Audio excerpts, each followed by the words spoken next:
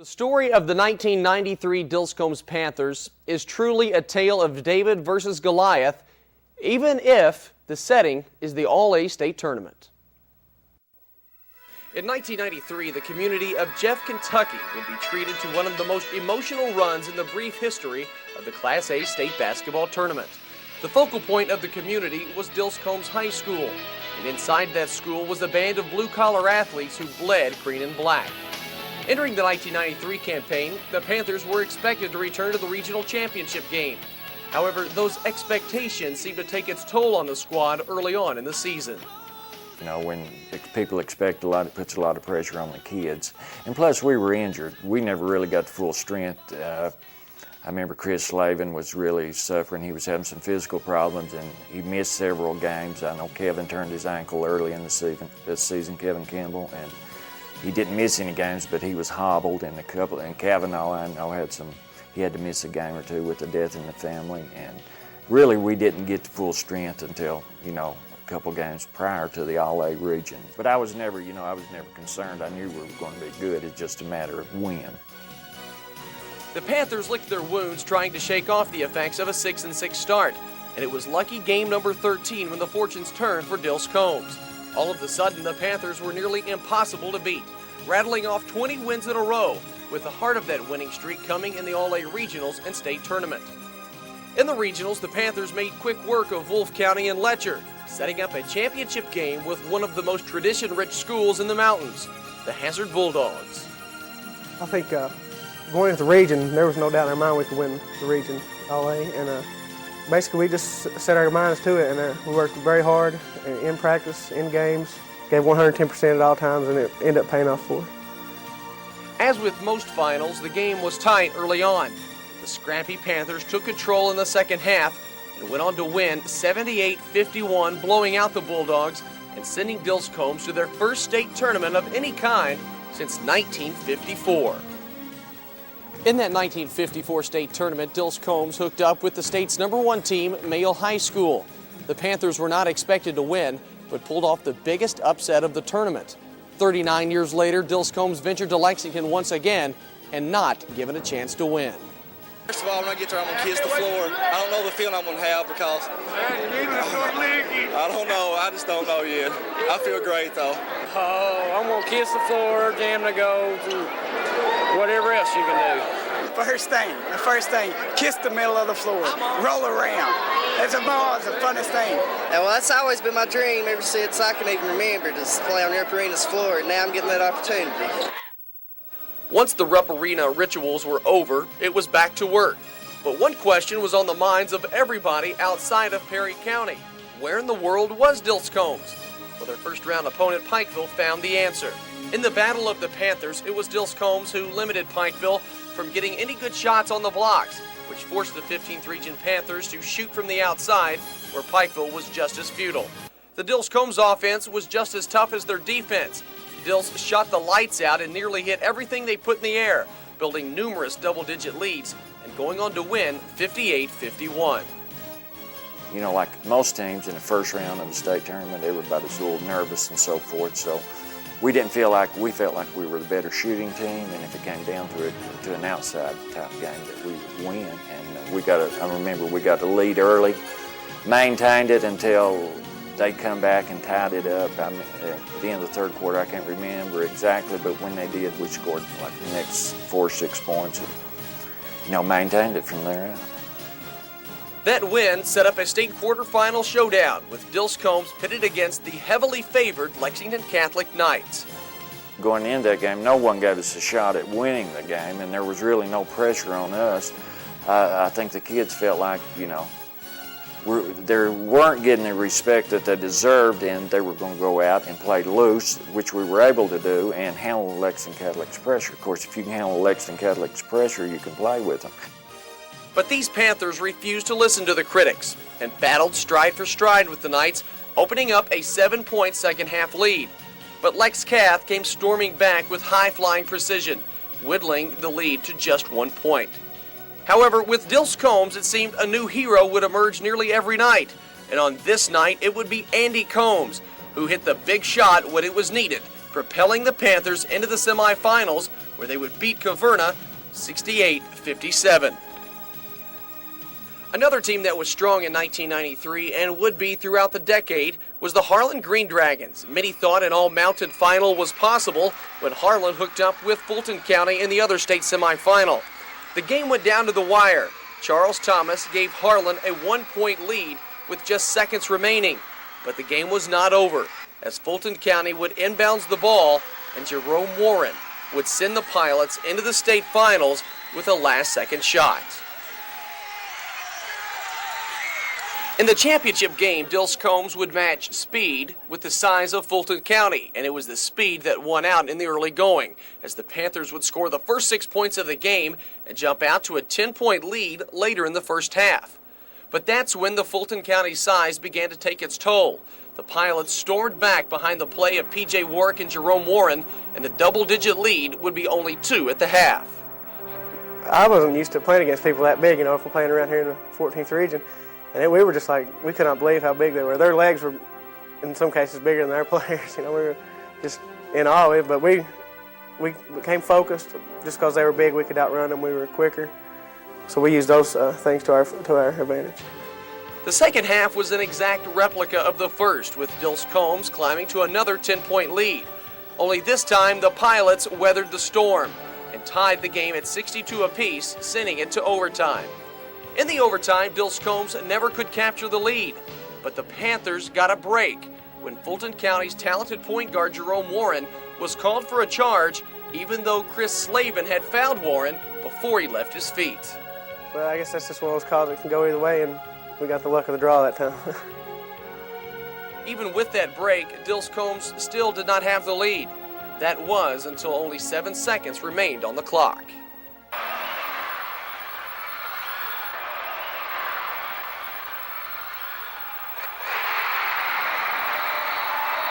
After the basket, Fulton County called timeout and would set up a play to win the state title. With 7 seconds left, here is how the championship game unfolded on WSGS radio. At half court, 5 seconds to go. Dilce Combs leading by 1 in overtime, and it comes to Calcutt, down to Warwick. Warwick loses the handle on it. It's loose. 2 seconds. Barnett shot at the horn, no good. Dilce Combs wins it. Dilce Combs is the 1993 All-Lake Classic state champion with a 68-67 win over Fulton County. I think about it at least once a week, because that's just one of those things in your life you're always going to remember. And it's just a time in your life when everything was right. You didn't have any worries, anything like that going on in your life. And basically, I think I speak probably on behalf of the whole team, but they probably still, every one of them, even this day, still at least think about that. The 1993 All-A run by Dilce Combs was the school's only state championship ever. As I mentioned in the story, in 1954, Combs Memorial, as it was known then, beat Louisville Male and shocked the state. And isn't it fitting that the next time the Panthers made a state tournament in '93, they shocked the state again and brought the All-A gold to Perry County? Are they the greatest girls champion of all time? That is the question many fans are still debating today. The 1994 MC Napier Lady Navajos are definitely amongst the elite of all-time mountain champions and possibly the greatest of all girls state champions. Their story is next when Forever Champions continues.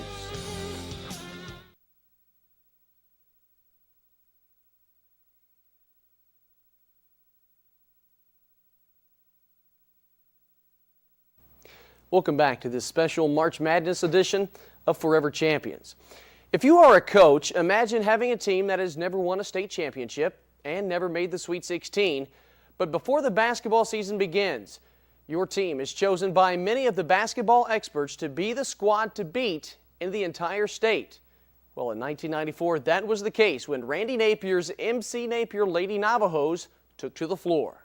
When the 1994 high school girls basketball season began, the Lady Navajos of MC Napier High School were ranked in the top 10 in the state. They were returning 7 seniors from a team that advanced to the regional finals the year before, only to lose to Whitesburg. So entering the '94 campaign, everyone set lofty goals.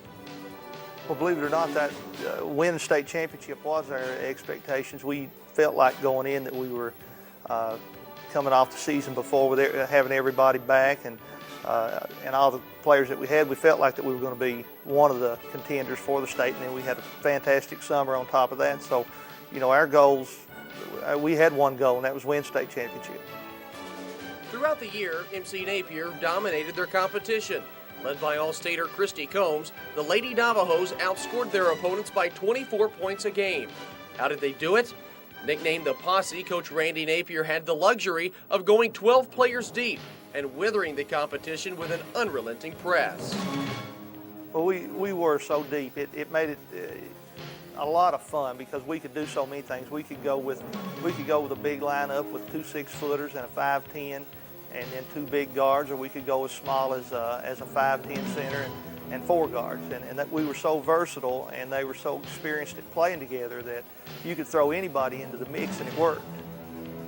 Coach Napier's squad lost only twice in 1994 to Clay County and Garrett County, each by 1 point, and they finished the regular season ranked #1 in the state with a 20-2 record. As the postseason began, everyone expected MC Napier to make it to the regional final. They accomplished that goal, but waiting to meet them was their longtime nemesis, Whitesburg, who was looking to knock out the Posse for the 3rd year in a row. We were prepared. That's what we prepared for all year.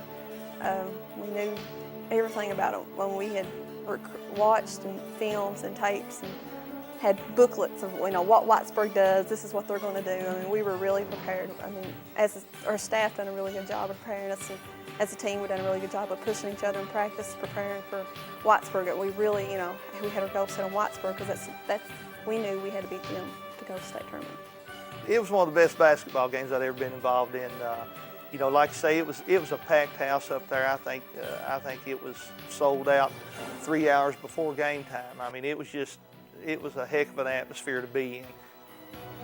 Many basketball fans consider the Whitesburg MC Napier game one of the greatest 14th region finals of all time. The game had a run-and-gun pace that left the players, coaches, and fans totally exhausted. The contest was tied on numerous occasions, the last coming at 71 apiece with a little over 5 minutes to play. That's when Christy Combs and MC Napier took over. Christy scored a game-high 38 points, leading the Lady Navajos to its first ever state tournament appearance. Every year we just keep getting a little bit closer and a little bit closer to them, and our senior year we decided that was it. Whitesburg wasn't going to beat us anymore, and it was probably, besides the state championship game, it was probably the best game that I had ever played in Whitesburg. One of the best feelings when we won Whitesburg, just standing there looking at all that crowd and everybody's so excited. Not only was we going to the state tournament, I felt right then and there, but yes, we were going to win the state tournament. Anytime a school makes a trip to the Sweet 16, it's a very exciting and special moment. This case was even more special because plans were in the process of consolidating MC Napier and Dilce Combs High School, and that meant the Lady Navajos' first trip to the Sweet 16 would also be their last. Well, like the whole team had one destination, that was win a state championship, and knowing that the school was closing and that was the last year supposedly of MC Napier, that's what we wanted to do. We had that goal set, and that's what we did. In the opening round matchup, Napier's Navajos faced Lexington Bryan Station. They won the game by only 3 points, but the final score does not indicate the double-digit lead MC Napier enjoyed throughout. That win would set up a quarterfinal matchup that would have a much different story, but with a familiar opponent. Oh, fun game playing Garrett County because, see, we had played Garrett County several times during the summer. We played in a summer league with them over in Laurel County, and we knew each other so well. And we were actually used to beating them, and then they came up in the Lady Defender Classic in December at Bryan Station and beat us 1, and we were angry about that. We weren't happy at all. We played bad, and we had some injuries and one illness among our top players, and we weren't at our best. But now they beat us that day, and when the state tournament brackets come out, we saw Garrett County in our side of the bracket, and we wanted to play them. Like they had so many other opponents, the Navajos suffocated Garrett County late. The game was a little closer than most would have liked to have seen. Ken Hurt's ball club hung in the entire way, but as the game wore on, it was obvious the 14th region champs were on their way to the state Final Four. They avenged that regular season loss to the Lady Lions, winning 56-45. Up next was Henderson County in the state semifinals. And when I saw them play, I started having a little bit of worry creep into my mind, like on how we were going to guard them, because they were as quick as us, and we weren't used to people being quick as us. Randy Napier's worries, though, were quickly dispersed, as was Henderson County's hopes. Led by Renee Adams and All-Stater Christy Combs, who pumped in a tournament-high 38 points, Napier's team proved their #1 ranking, as they would go on to win 73-59, setting up a championship game with one of Eastern Kentucky's most bitter rivals, Fort Thomas Highlands. I couldn't believe it, especially with Highlands. We played them earlier in the year. We only beat them like 11 or 12 points, and with Jamie Wallace, I mean, she was one of the best players in the country. Coach looked at me, he said, "You're going to have Jamie Wallace." He said, "Get prepared right now, you're going to be guarding her." So he had that in mind, and I'd been prepared that 2 or 3 days before. So. But even with one of the best players in the country, she was no match for a band of run-and-gun renegades that would put on a display which will be remembered for years to come. Three-pointer is up, it's no good. Your final score, MC Napier, state champs, 88-56 over Highlands. They do it in convincing fashion. During the title game, the Lady Navajos rewrote the record books, dismantling the Bluebirds 88-56, the most lopsided championship game in state history. Certainly, there have been many great teams to come out of the mountains, but to many outsiders, and to those who were a part of that championship team, they may be the greatest of all time. I've been to the last 20 state tournaments, and I've seen all the teams, and I don't think there's a team that could have beat us. There's teams that could have played us hard, but we had too many weapons and coming from too many directions. You know, it's not easy to win a state championship. You know, you have to be good and you have to have a little luck, but in my opinion and a lot of other people's opinions, especially from this town, we were the best team that won it in the mountains. It really is a special feeling that, you know, you went out in style, I guess. That unbelievable basketball season, head coach Randy Napier gained 2 titles that year. Of course, he captured the title of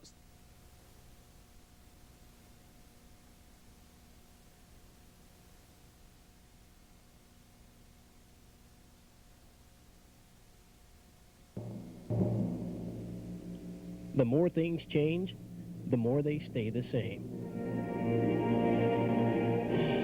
You know, this old saying definitely describes the 43-year history of Dilce Combs Memorial High School. Oh, the building may look a little more worn. The gymnasium on the hill is a recent and much-needed addition. The faces and the fashions of the students are new, but the basics of life at Dilce Combs have changed very little. Students still look to their teachers for knowledge. Teachers still take strength from the enthusiasm of their students. Administrators still deal with the headaches of everyday task of running a high school. Parents still see their children's education as their highest priority. And this community still feels the effect of a small school, sitting on a hill alone, dignified, a legacy of hopes and dreams of the many, many people who pass through its doors. The more things change, the more they stay the same. In 1954, in its second year of existence, the little school on the hill made it to the big show, winning its first and only trip to the Sweet 16. In 1992, only 3 years before closing its doors, the school with an enrollment of less than 500 won its first and only state championship in the All-A Classic, a showcase of the talent that can be found in the smaller Kentucky schools. The more things change, the more they stay the same. Did you know that over 218 students with the last name Combs have passed through the doors of Dilce Combs High School? It seems appropriate that Dilce Combs has graduated more Combs than students with any other last name. Followed closely behind are Caudles with 129, Brashear, and Cornett with 100 each. Many other families have had large numbers of students graduate from Dilce Combs Memorial. Some of the teachers at Dilce taught both the parent and the child in some families. But we've also seen many new additions to the close-knit community, and they were welcomed with open arms. They brought with them fresh ideas and new attitudes, and they blended those with what they found here. Together, the old family names and the new arrivals formed a warm, caring, and loving environment which Dilce Combs Memorial and its students flourished. The more things change, the more they stay the same. Some of our favorite teachers still live here in our community. Names like Rebecca Tobey, Mary Ann Holcomb, and Billy Combs will never be forgotten because they were teachers who truly touched the lives of their students. They are the legends of Dilce Combs High School, teachers who worked so hard and cared so much, who demanded the respect of their students and got it because they earned it. And other teachers like Lionel Williams, who have passed on, still hold places dear to our hearts. Because teaching the young people of our community was so important to them, it became important to all of us. The effects that all these wonderful teachers had on the students of Dilce Combs will never be fully realized because we often never realize the influence that a person may have had on our lives.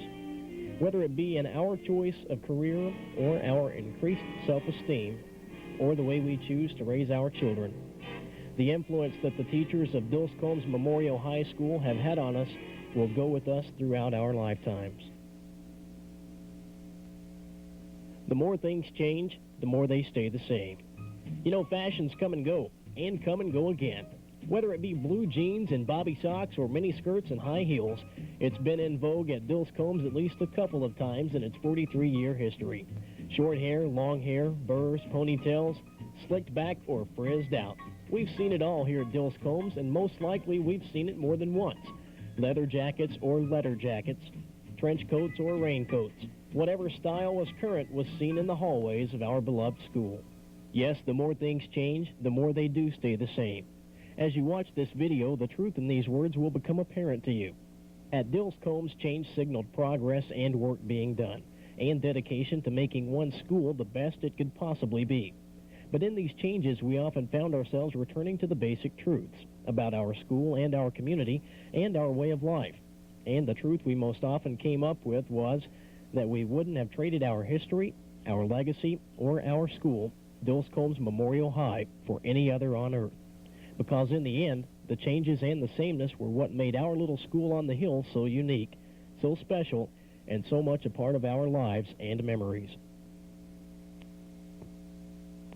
The history of Dilce Combs High School basketball begins and ends with a bang. The doors of Dilce Combs Memorial High School opened in 1952 with a young, talented basketball coach, Warren Cooper. In just 2 years, he led his team to the only Sweet 16 showing that Dilce Combs High School has ever made.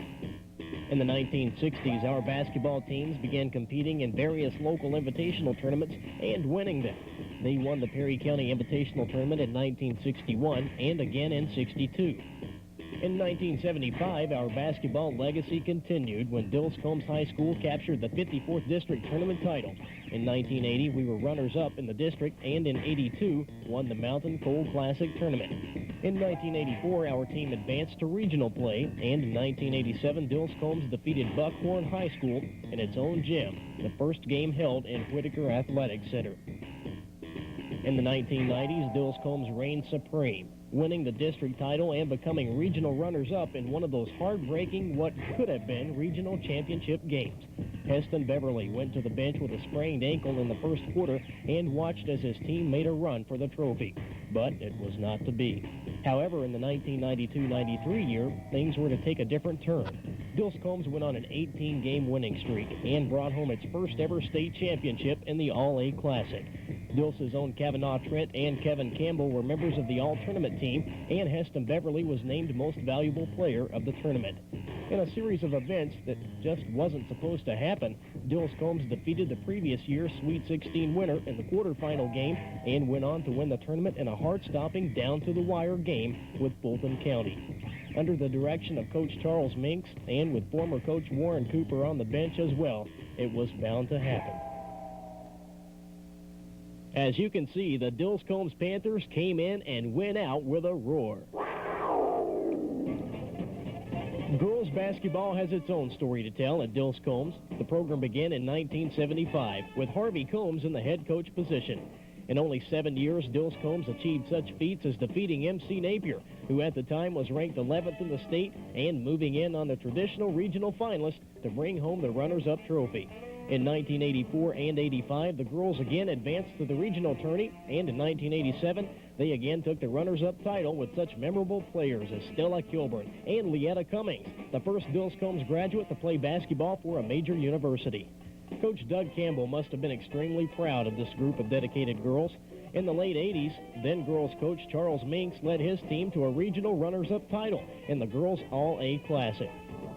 Though Dilce Combs girls basketball has only been in place for 20 years, the girls who participated managed to bring much pride to the small mountain school with the big winning tradition.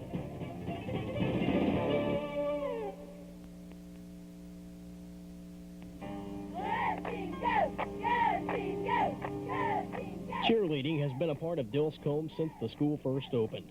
From squads which consisted of 3 to 5 members to squads with a dozen girls, from long skirts and sweaters to the now traditional short skirt with pleats. Dilce Combs Memorial's cheerleading squad has seen many changes along the way. The cheerleading squads of the 1950s and 60s purpose was to support the team and encourage the crowd to cheer their team on. By the 70s, cheerleading was becoming more competitive, with cheerleaders working to build stunts which were higher and more creative than the opposing teams. By the 1980s, gymnastics became an integral part of a good cheerleading squad, and by the 90s, it was a necessity.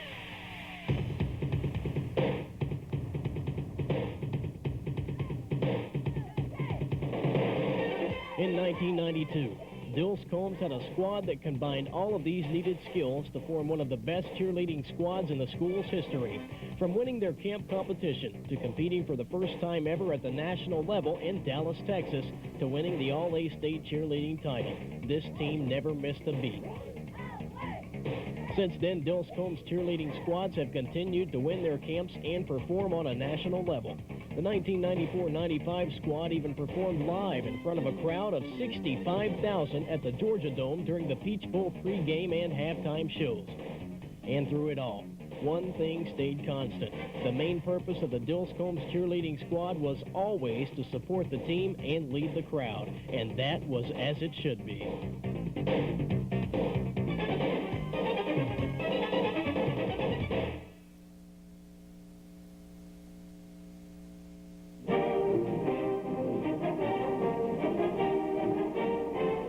Though Dilce Combs Memorial did have a short-lived softball club in the 50s, the first competitive team was formed in 1979. The girls on these squads worked hard and still managed to have fun. Though they had some tough times with finding coaches, people like John Gorley, Joanne Day, and Eddie Campbell, teachers and parents alike, came through to give these girls the only thing they asked for, the opportunity to participate in a sport and represent Dilce Combs Memorial High School. To the people who helped make this possible, a warm, heartfelt thanks.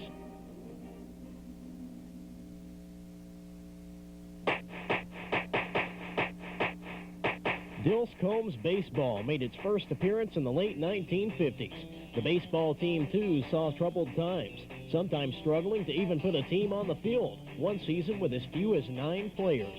But they continued to work, to build, and by the late 1980s had found their way into regional tournament play. With hard-hitting players like Chad Alexander, the Dilce Combs baseball team, coached by a former Dilce Combs baseball player himself, Doug Brashear, became known as one to be reckoned with.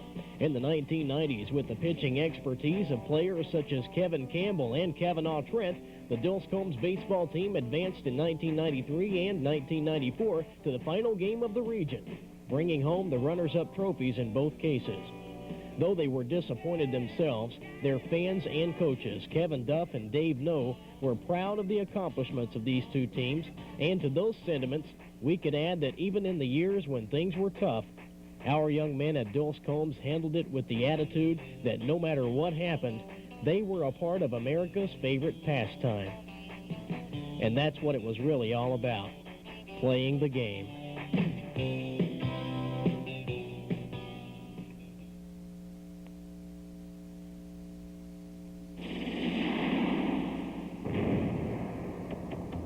Our track team. saw its beginnings in the 1960s and first achieved fame with its female runners in 1977. In that year, Aveline Farler and Paula Brashear became the first members of the Dilce Combs track team, male or female, to advance to state competition. The next year, the girls' mile relay team advanced to the state level. It would be another 8 years before we had a state competitor. And for the first time, a member of the Dilce Combs boys track team, Stephen Noe, advanced out of the 14th region. In 1993, Shane Fugit made another mark in the history of Dilce Combs boys track by qualifying to compete at the state level. And in their final year, the boys track team competed at the state level in the 5K run, bringing more honor back home to their alma mater, Dilce Combs Memorial High School.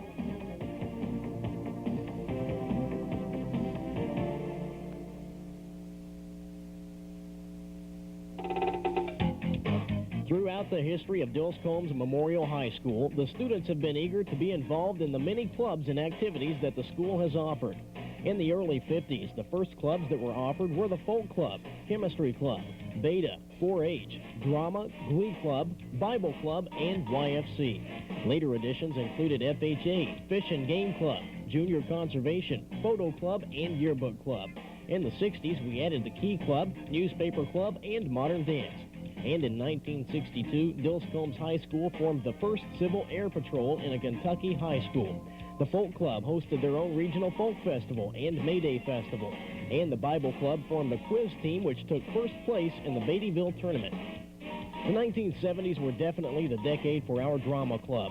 As early as 72 and 74, we had students win Best Actor in Region. By the late 70s, Dilce Combs Memorial High School had become a name to be recognized at the state level as well, with actors and actresses such as Billy Gamble, Pam Hammonds, Adrian Martin, Pandora Dunsel, Len Gregory, Jeff Adkins, Carol Cornett, Beverly Strunk, and in the 80s, Robert Smith. Dilce Combs was placing consistently within the top 10 in state.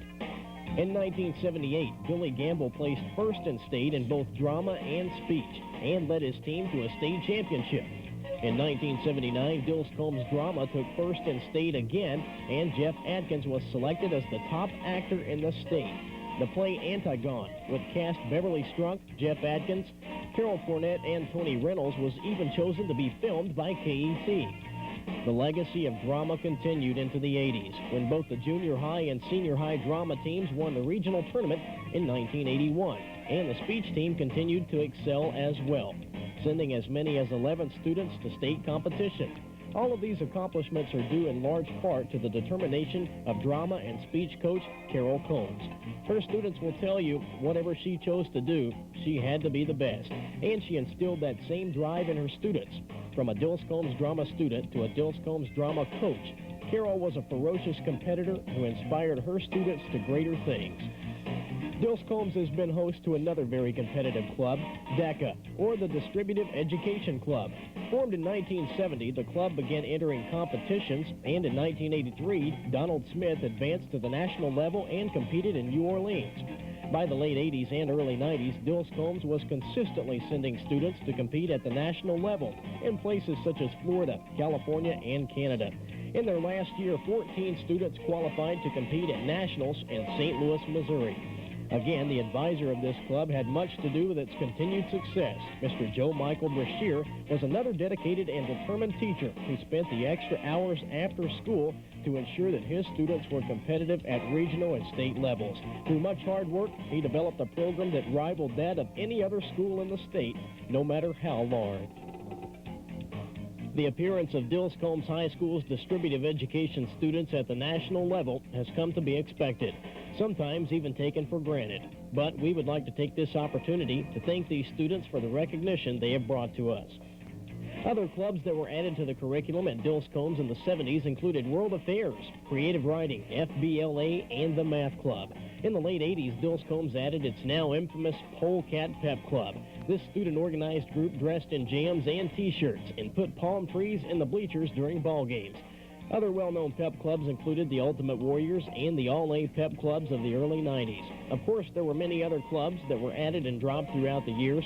We are sure that there are some that we have left out and some that were inadvertently omitted from the yearbooks. But rest assured, that the involvement of Dilce Combs students in the many clubs formed down through the years was greatly appreciated and will not be forgotten.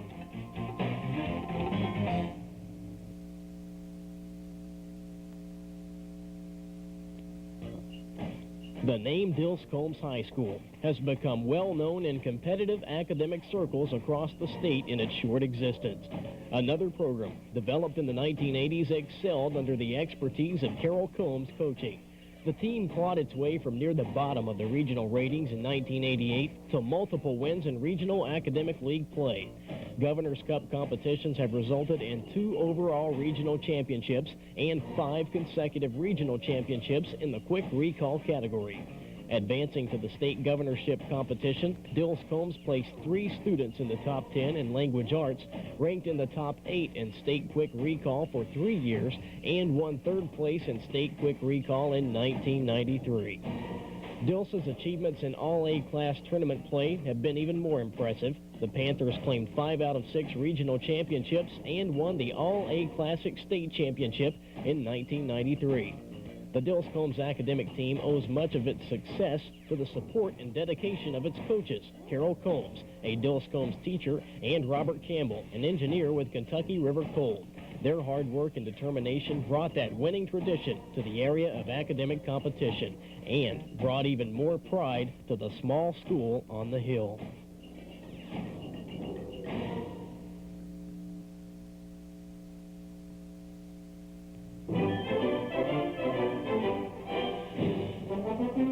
The 1970s saw the beginnings of the Dilce Combs Memorial High School Band. In 1972, the band building was constructed. Next, a radiothon and telethon were hosted to raise money for the band's marching uniforms. Our first band director was John Cox, and he developed a band program that was first-rate, gaining notoriety throughout the 14th region and capturing top honors at many competitions. During the 1970s, majorettes performed with the band, leading them in parades and entertaining crowds at basketball games. Our band continued its success into the 80s as it participated in more competitions and parades. In the 1990s, under the direction of Christy Knight, our final band marched in the Black Gold Parade, the St. Patrick's Day Parade, and many other area competitions. Another important aspect of the band has been the Flag Corps. They performed in both the parades and at games and added much to the band's performances.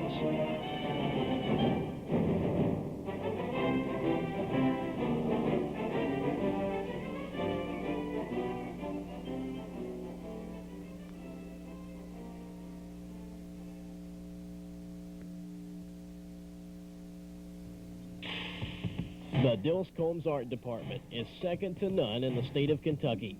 Lionel Williams began the tradition of excellence expected of the art students at Dilce Combs, and today John Gorley continued the tradition. Over the past 15 years, the accomplishments of our art department have been phenomenal. They have won 1,353 art awards at the local, state, and national level. Dilce Combs is the only school in the state of Kentucky which has made 9 trips to the Sweet 16 showcase. We have been fortunate to have talented artists who have brought home 2 state first-place awards in sculpture and a 2nd, 3rd, and 4th place in painting. In the All-A State Art Show, our students have taken 1st place in painting, watercolor, mixed media, and pastels. At the State Fair, our students took 1st place in both painting and drawing. Our art department started the Lionel Williams Alice Smith Memorial Art Show and also Billy Westerfield Memorial Art Show. Our students here at Dilce Combs have been honored to be visited by celebrities like Jane Alexander. The artwork produced in the small mountain school has been displayed in Asheville, North Carolina, and New York, in our own state capital, and in the exhibits in Washington, D.C. The pride that these students brought to this community is undeniable. They gave us one more reason to celebrate here in the hallways of Dilce Combs Memorial High School.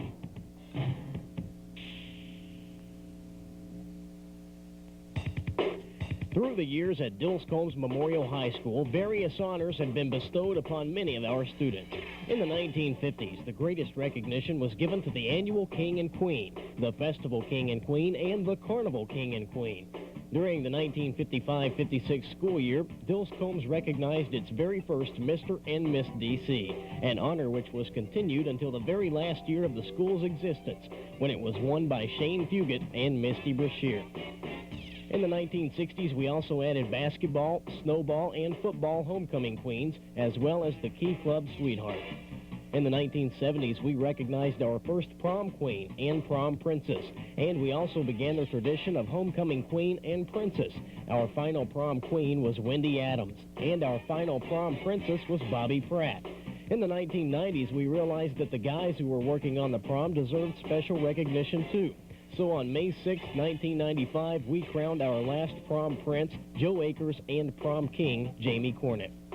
The last homecoming queen and princess of Dilce Combs High School were sisters, Misty and Kelly Brashear, an occurrence which took place only twice in the history of Dilce Combs. The first time was 1983, when Cindy and Susan Evans were honored to be named the first pair of sisters to receive these awards. In time, Dilce Combs High School also added traditions of nominating junior and senior class officers, class favorites, and senior superlatives. Winning any of these awards was a very prestigious achievement, and to all our former winners, we congratulate you.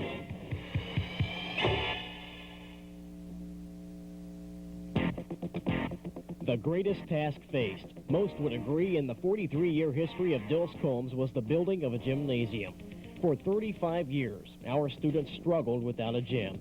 Physical education classes met outdoors. If the weather was bad, the classes met wherever they could find an empty room. Basketball teams practiced in other schools' gyms, traveling as far away as Whitesburg for practice time, getting home as late as 10 o'clock every night of the week. In 1984, a small group of concerned community members decided that enough was enough. With volunteers working in the evenings and round the clock on weekends, trees were cut, dirt was moved, and plans were made. Fundraisers were held on a regular basis to raise money for the project. Donations from other civic-minded citizens made the going a little easier. Slowly, ever so slowly, a gymnasium was taking place. A trip to Maine was arranged to choose the bleachers, and before long, our building began to look like a true athletic center. The people who were involved in its construction took the opportunity to have a few fun events in the facility before it was ready to open to the public. Pick-up basketball games, Halloween and Christmas parties, a time of fellowship among those who donated so much of their time, so much of themselves. Finally, it happened. The new gymnasium was complete. It was dedicated to the memory of John Whitaker, son of Elmer Whitaker. The role that Elmer Whitaker and his family played in encouraging this small group of concerned community members not to give up is something that they will always appreciate. Many people were recognized for their dedication to the students of Dilce Combs High School. The first exhibition game in the gymnasium was a wonderful sight to see. Bright lights, media coverage, the first team pictures in the gym, ball players and cheerleaders. Everything was so new and so special. Special thanks have been given to that first group that was responsible for making that first decision to build the gymnasium for the Dilce Combs High School. The president of Dilce Combs Athletic Association, who did not live to see the fruits of his labor, was Pete Loudy. Members included J.R. Nove, Karen and the late Cecil Brown, Roger Asher, Ray Williams, Doug and John Adkins, Joe Michael Brashear, Laverne Brashear, and the late Norman Combs. Other people who were instrumental included Pauline Adkins, Ann Williams, Doris and Lanny Puget, Sarah Brashear, the late Catherine Combs, John and Ethel Adams, John C. and Irene Blair, Johnny and Linda Blair, Paulette Brashear, Jay Brashear, Albert Pratt, Sam Caudle, L.D. Gorman, and Haven King. There were many, many other individuals and many, many businesses, too numerous to list or count. But on behalf of the students of Dilce Combs Memorial High School from the year 1988 on, thank you from the bottom of our hearts for giving us a gymnasium to call home. The more things change, the more they stay the same. In its history, Dilce Combs has been a catalyst in the lives of many of its students, and it has been a safe haven for them as well. It holds many secrets whispered in the hallways and guards them well. It has seen the elation of its students and shared their sorrows too. In many ways, Dilce Combs Memorial is as alive and well as you or I. And as the doors close, we bid Dilce Combs a final farewell. We could consider it the end of a life, or we could realize that Dilce Combs Memorial High School will continue to live as long as we hold our own memories of it close to our hearts. It is up to us, the alumni of Dilce Combs Memorial High School, to keep the spirit of our school alive in our hearts. The little school on the hill with the largest legacy of all, the successes and the lives of its students. After all, that's what it was all about. We close with a poem written by a 1995 senior at Dilce Combs High School, Tina Napier. I stood at the doors of Dilce Combs High and tried to see through the tears in my eyes. Though I love it dearly, I must confess, I saw the worst along with the best. The paint is peeling, the walls coming down, the sidewalks are broken, I look and I frown. The classrooms are empty where once students stood, though it's almost over, the memories are good. Voices from classes of long years ago, bases for softball where grass still won't grow. Sounds of the band and the old school song, cheerleaders and fans help the Panthers along. Rows of trophies so proudly won tell of student accomplishments and how they were done. And now as the last year begins to unfold, each treasured moment in my memory I'll hold. The best years of our lives, yes, I truly believe.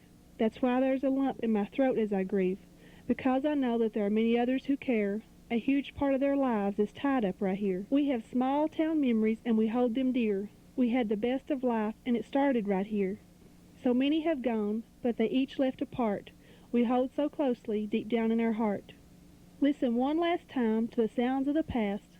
Think of those who helped us as our future was cast. Don't be embarrassed if the tears start to fall. Close your eyes and wonder one last time down the hall. I stand at the doors of Dilce Combs High, knowing the closing days are nigh. To a few it meant nothing, but to all the rest, like me in their hearts, you bring out the best.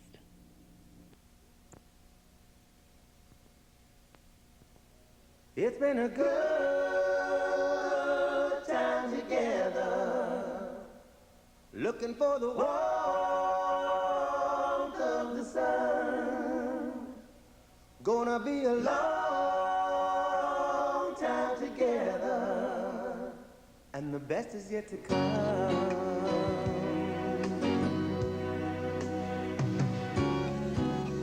I remember the beginning. We were younger then, used to play in the scene, we'd both pretend. But that was then and now, our moments come again. So do we throw it all away? Is this the end? It's been a good time together, looking for the one.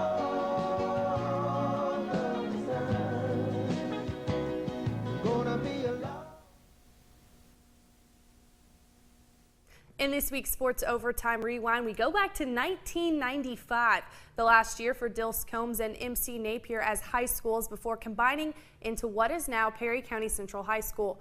MC Napier had a chance to win the 14th region title for one last time.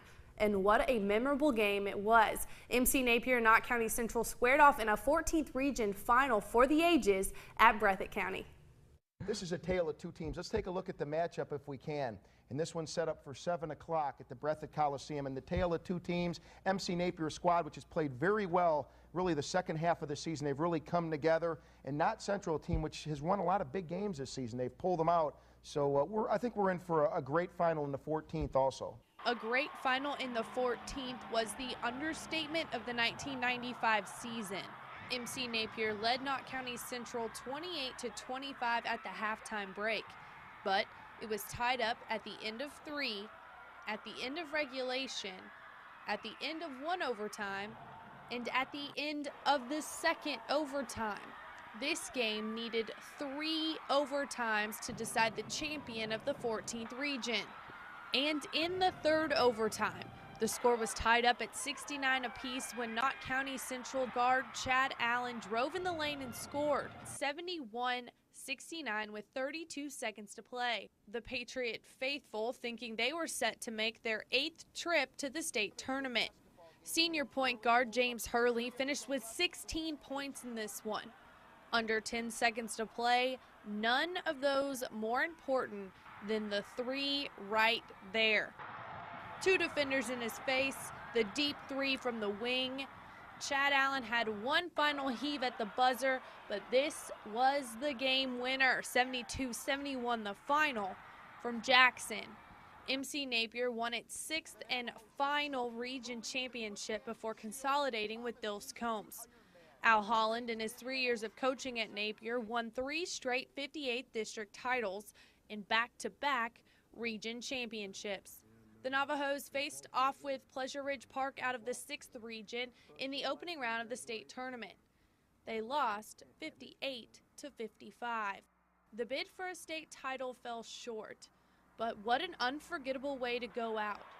James Hurley's shot at the Coliseum in Jackson sent that MC Napier team straight into the 14th region history books and gave fans memories they'll never forget.